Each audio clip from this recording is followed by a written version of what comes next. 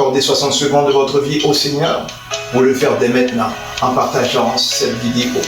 Ainsi, vous contribuez au royaume de Dieu ainsi qu'à l'évangélisation. Nous désirons répandre l'évangile dans la francophonie aux 4 vents de ce monde. Et nous réalisons que nous pouvons le faire de par nous-mêmes. Et nous avons besoin de vous. Et c'est avec vous que nous pouvons le faire. Nous vous demandons au nom du Seigneur de nous aider de tous vos moyens, de toute votre possibilité afin d'avancer ce ministère. Et vous le faire dès maintenant sans plus tarder en partageant cette vidéo à un proche, à un cousin, une cousine, à un camarade de classe, un collègue de travail, à une tante, à un oncle. Partagez cette vidéo, ainsi vous serez une grande bénédiction pour la personne qui recevra cette capsule. Bon matin à tous, je me présente, je suis pasteur Jean-Isidore Berger du ministère AFA. Une fois de plus, ma joie est non mesurable ce matin d'être avec vous pour aller à cette étude que nous avons menée en état de marche les semaines précédentes concernant les 7 églises de l'Asie mineure.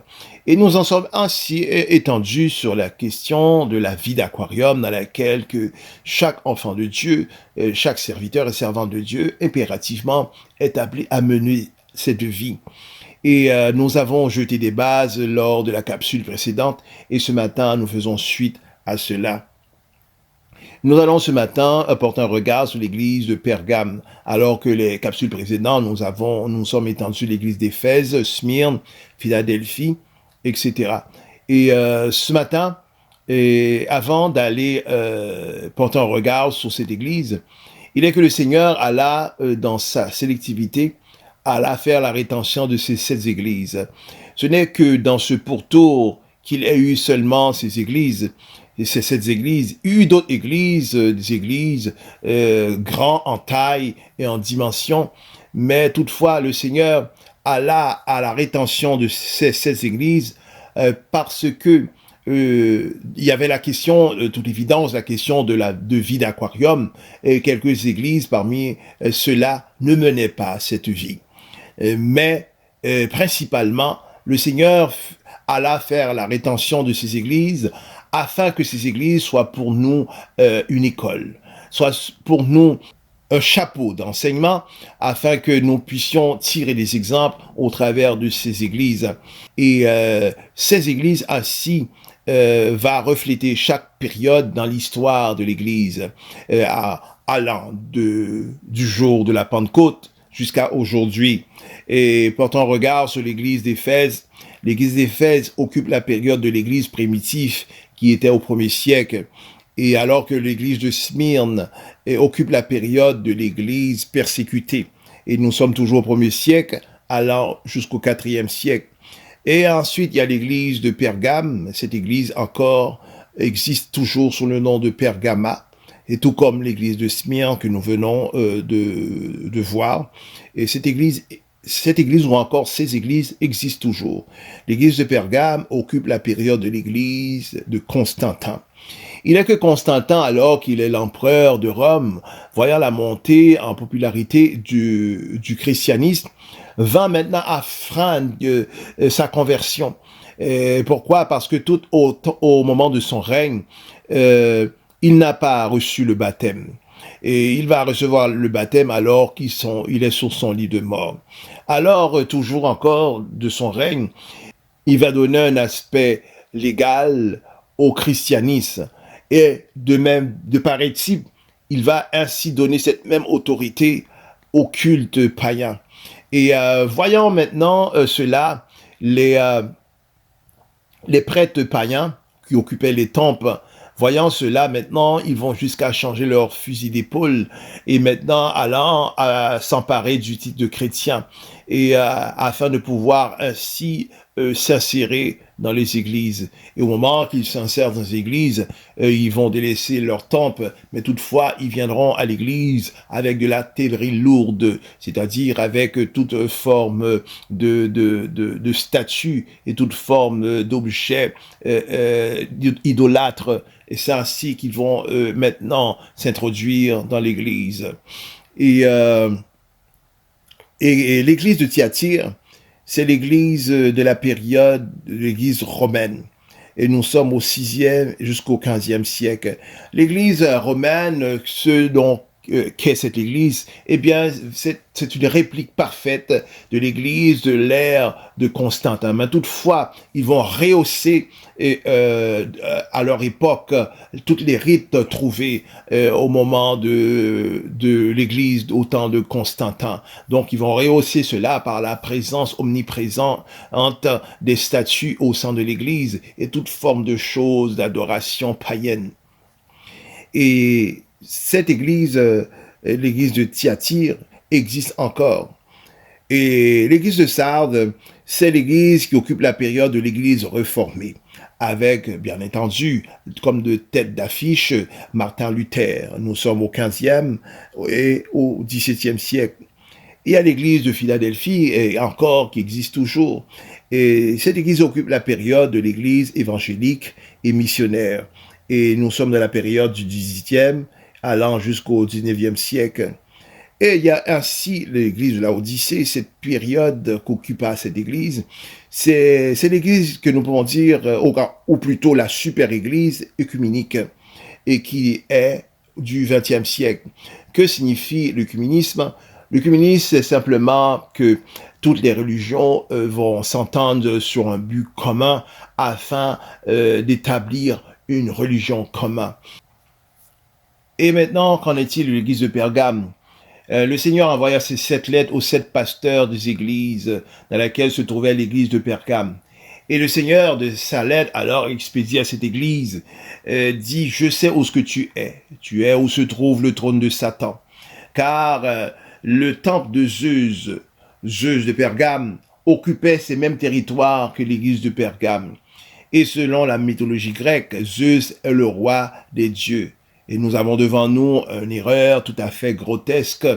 Et cette erreur grotesque, nous pouvons dire, c'est la plus grande erreur et ce de tous les temps. Car nous savons, celui qui est le roi des rois, le roi des dieux, c'est Jésus de Nazareth.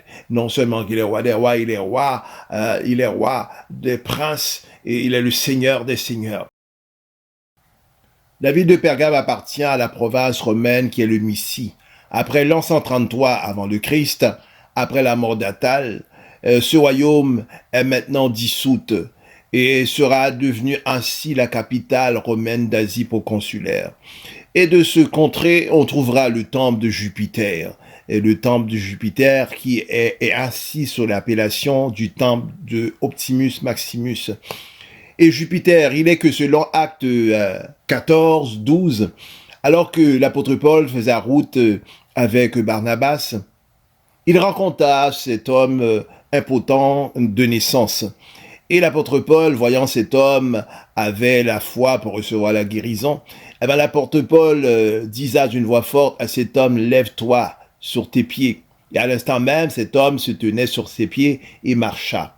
Et la foule, voyant cela, sans hésiter, dira de Barnabas, c'est Jupiter. Alors qu'il doit dire de l'apôtre Paul, c'est Mercure. Pourquoi Mercure? Parce que c'est l'apôtre Paul qui avait le mandat de porter la parole. Puisque selon leur croyance romaine, Mercure, c'était celui qui recevait les messages des dieux. Donc, Mercure était le messager. Et pour les Romains, celui qui est le dieu de taille, ou bien encore tel qu'ils disent, ils prétendent être le roi des rois, et pour eux, c'est Jupiter.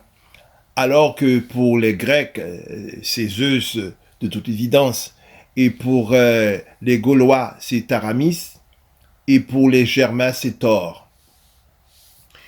Et toujours dans ce pourtour, il y a 4 principaux divinités, dont il y a le Ascléopia, ou bien encore l'Esculape, c'est le dieu serpent.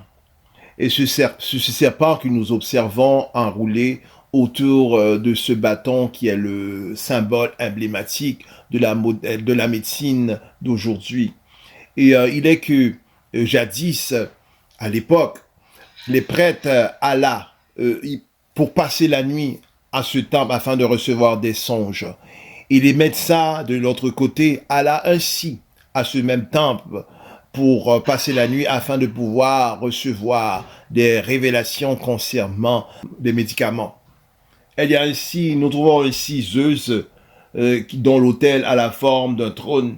Il y a Dionysos, ou bien encore Bacchus, qui est le dieu du vin et de la fertilité. Et nous trouvons ainsi Athéna, ou bien Minerve, qui est la déesse de la sagesse et de la guerre.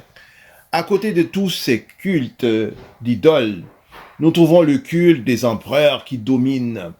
La ville a construit des temples aux empereurs et on y offre à ces empereurs des sacrifices. Et Polycarpe, voyant cela, va franchement s'opposer à ces rites sacrificiels et il est dès lors exécuté. Et au travers de ces lettres du Seigneur écrites à l'église de Pergame, il est fait mention de Antipas. Et Antipas ainsi connaîtra son exécution parce que il a là ainsi Antipas. Qui était Antipas? C'était un évêque au 1er siècle. Et il a là ainsi être exécuté, martyrisé, tout comme qu'a été Polycarpe par son refus de offrir des sacrifices aux empereurs. Les chrétiens de Pergame sont gravement fautifs. Ils tolèrent la présence hérétique au milieu d'eux, alors qu'il aurait dû tuer le serpent dans l'œuf sans la moindre hésitation. Mais ils n'ont pas fait ainsi, plutôt favorablement, se montrant dans un aspect plutôt de tolérance. Jésus se présente à eux au travers de cette lettre armée d'une épée à 2 tranchants et d'un air très menaçant. Ces croyants de Pergame vont devoir rendre compte pour leurs attitudes désinvoltes et mondaines face au péché. Qu'en est-il de l'église de Thyatire? La ville de Thyatire est renommée pour son activité de teinture. Dès la fin du IIIe siècle, Thyatire est ainsi évêchée suffragante de Sardes. Elle agit non selon son autorité, mais selon celui de Sardes. C'est près de cette ville qu'en 366, l'empereur Valent va ainsi mettre un terme à cet exupateur protocole. Et c'est ainsi de ce pourtour nous trouvons l'Agropole. Lorsqu'il est question d'Agropole, il est question de ville fortifiée. Et cette ville se trouvait sur la colline du cimetière, est là où se trouve l'actuel hôpital d'État. Le Seigneur alla de quelques éloges à cette église pour ensuite exprimer son désapprobation. Il s'agit que le Seigneur reproche le pasteur de cette église de laisser cette femme Jézabel qui se dit prophétesse. La Bible le dit que elle se dit prophétesse, c'est-à-dire que dans la catégorie des prophètes du Seigneur, le Seigneur ne connaît pas cette femme à titre de prophète. Cette femme n'a reçu du Seigneur aucune prophétie. C'est la raison pour laquelle que le Seigneur a pris grand soin de dire que cette femme qui se dit prophétesse. Et la Bible dit des prophéties, nous devons les examiner et retenir ce qui est bon. Nous savons que une prophétie peut connaître 2 couleurs ou bien encore 2 saveurs, qu'elles soient bonnes ou mauvaises. Nous savons que les bonnes prophéties, ce sont les prophéties du Seigneur. Et les mauvaises prophéties, et en contrepartie, ce sont les prophéties qui viennent des ténèbres. Et c'est par ces 2 moyens que nous pouvons prophétiser, par l'Esprit de Christ ou bien par l'Esprit des ténèbres. Et que veut dire Jézabel? Jézabel signifie seulement impassible, qui veut dire neutre ou bien glacial. Alors, cette femme Jézabel, il faut comprendre, il ne faut pas avoir une confusion par rapport à ces 2 personnalités. La Jézabel trouvée dans l'Apocalypse versus la Jézabel trouvée dans l'Ancien Testament. La Jézabel trouvée sous l'Ancien Testament, qui était reine en Israël, elle était reine du règne d'Akab. Et c'est de ce règne, qu'ainsi elle viendra mettre un aspect légal du culte de Baal. Et ce culte de Baal ne se limitait pas seulement à un culte rural, mais c'était un culte qui se répandait comme une traînée de poudre au travers de tout Israël. Et ce culte se rendait même dans le temple. Et c'est ainsi le prophète Élie, voyant cela, et le prophète Élie alla exécuter les 400 prophètes de Baal. Jézabel, voyant cela, commandait le meurtre d'Élie. Et nous savons que pour qu'une personne puisse arriver à ce tel point, il fallait que cette personne soit animée d'un tout haut esprit. Il s'agit de ce Jézabel du livre de Rois. Cette Jézabel, il y a ainsi une prise de possession démoniaque. C'est-à-dire, c'est cet esprit qui rentre en elle, c'est l'esprit de Baal. Compte tenu qu'elle était bien servante de ce culte, alors cet esprit vient à la posséder. Et c'est sur sa possession ainsi qu'elle viendra à rendre l'aspect légal à ce culte. Et après avoir fait un si long voyage de génération en génération, il viendra s'arrêter à l'église de Thyatire. C'est ainsi, compte tenu que cette femme qui venait naître va apporter le nom de Jézabel, car nous savons que le nom, c'est une piste d'atterrissage pour les esprits démoniaques. Et compte tenu cette femme qui se trouve dans l'Apocalypse, va à arborer ce nom, alors cet esprit vient maintenant la posséder. Et c'est sur la possession de cet esprit, ou bien encore par cet esprit, qu'elle va à prophétiser. Et donc, il y a une possession démoniaque. Et cette Jézabel viendra amener un niveau de pollution très élevé au niveau de son enseignement, tel que favorisant la fornication, les relations sexuelles hors mariage, le manger des viandes sacrificielles, la participation aux partous pour des cultes idolâtres. Les problèmes de l'église de Thyatire ne viennent pas de l'extérieur, ni des persécutions, mais plutôt de l'intérieur par des personnes de corruption. Et cette philosophie grecque qui est menée par Jézabel, cette philosophie veut que ce qui est spirituel est bon, mais ce qui est matériel ou physique est mauvais. Or, comme Dieu s'intéresse seulement à l'aspect physique, ce qu'on fait de notre corps ne compte pas.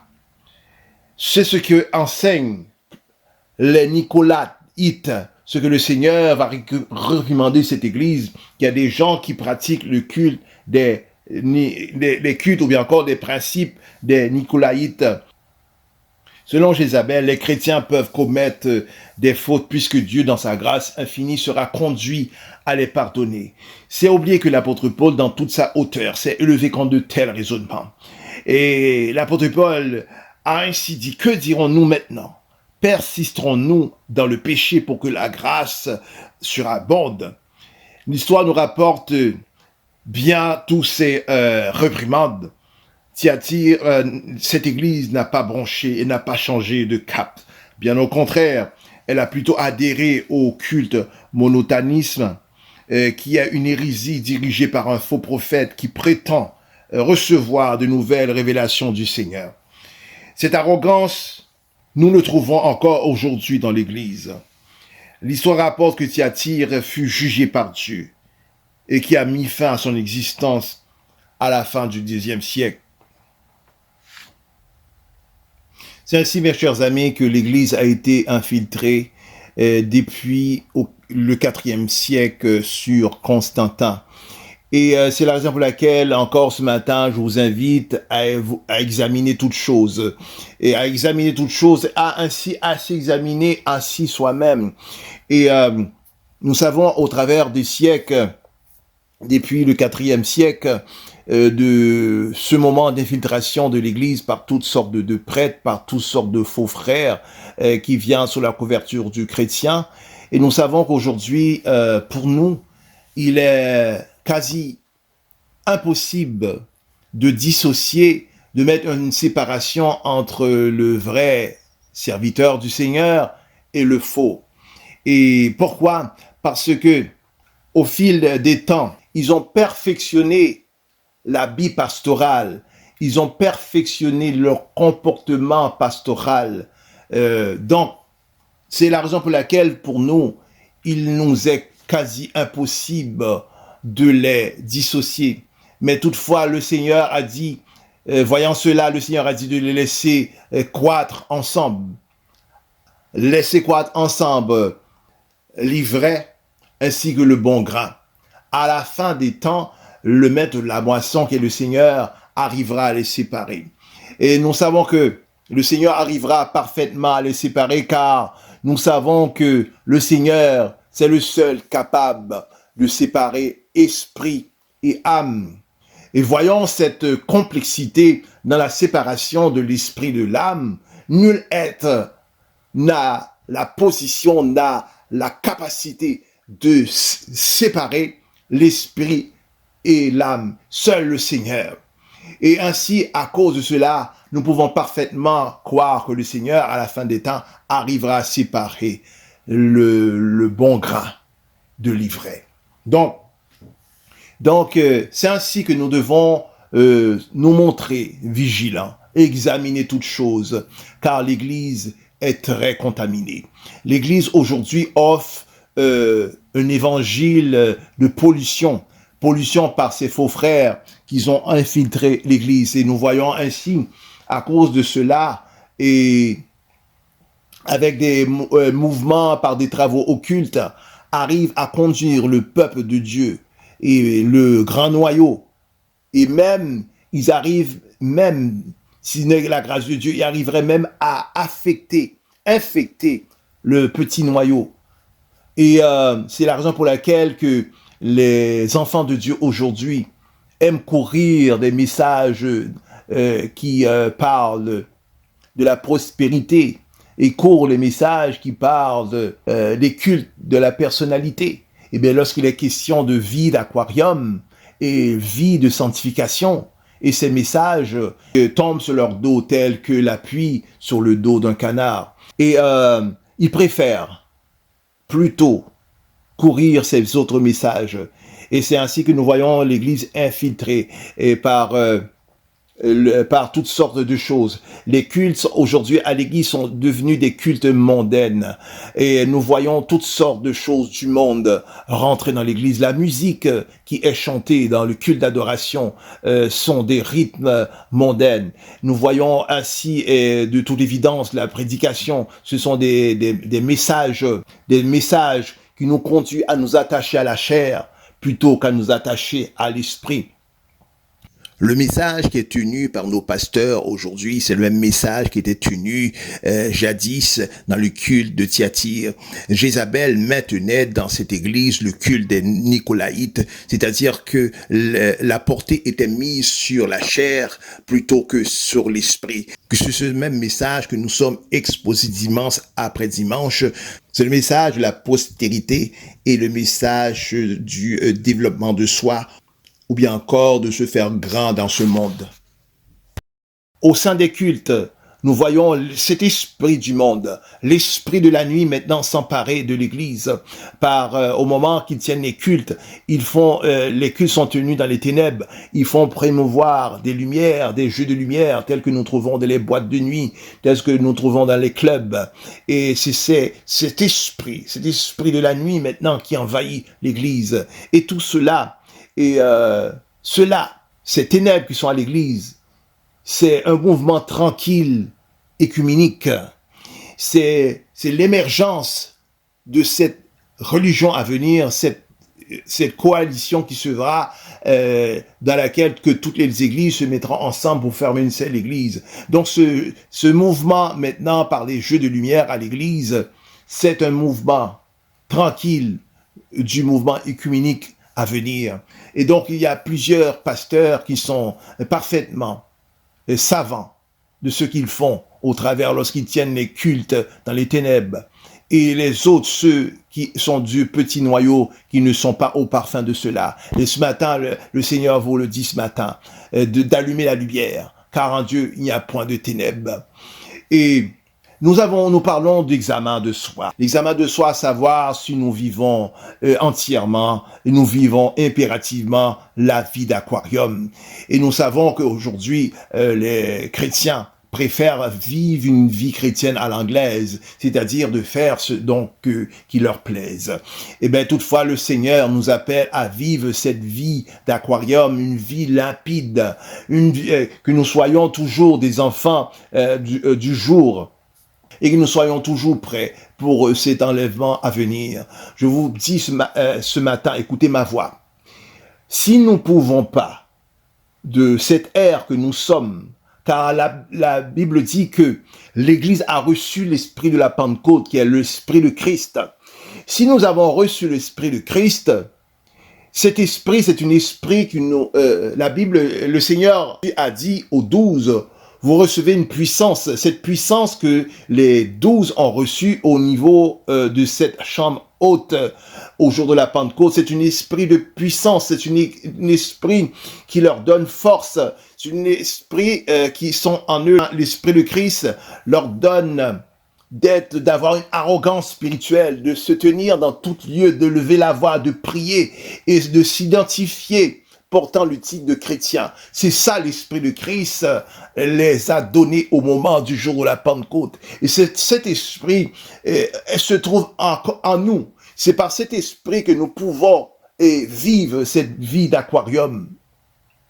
Si nous ne pouvons pas vivre la vie d'aquarium avec le Saint-Esprit aujourd'hui, ne comptez pas de pouvoir vivre pour le Christ après l'enlèvement de l'Église. Car après l'enlèvement de l'Église, le Saint-Esprit ne sera sur cette terre. Le Saint-Esprit ne sera en vous. Vous serez laissés libres.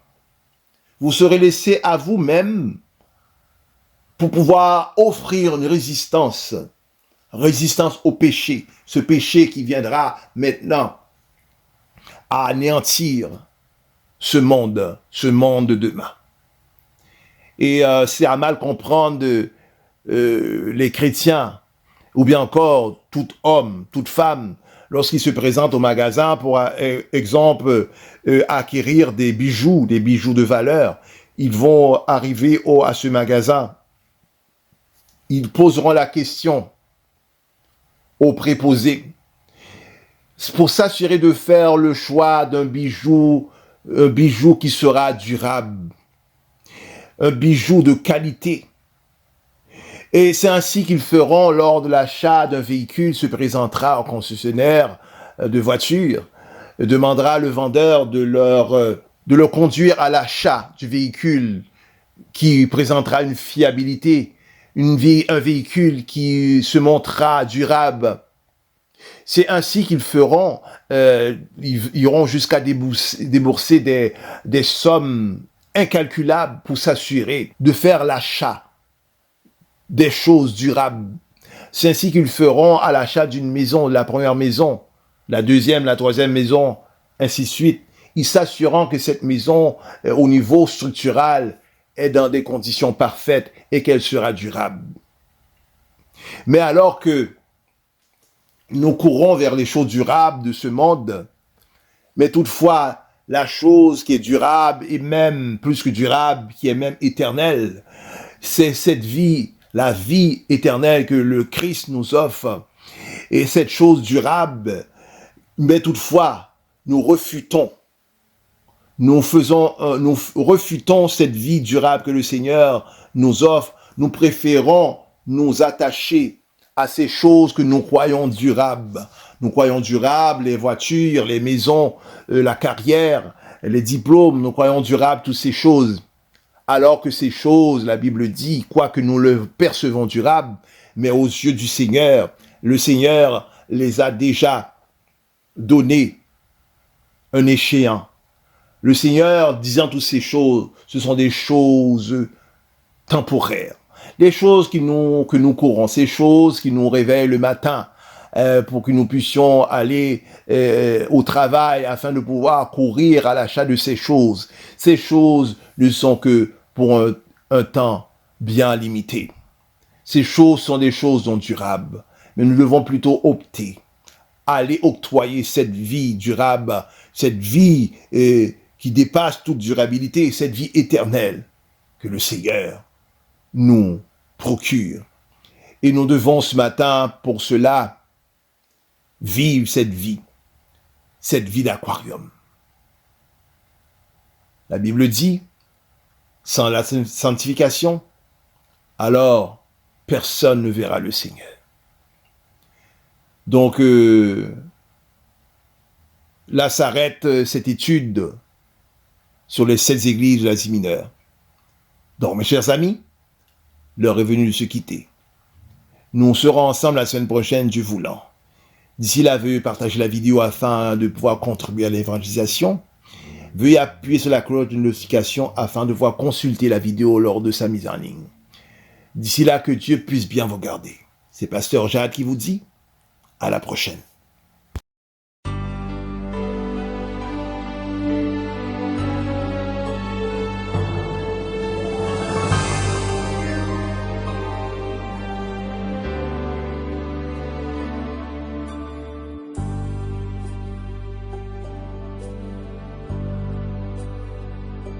Je sais qu'un jour, mais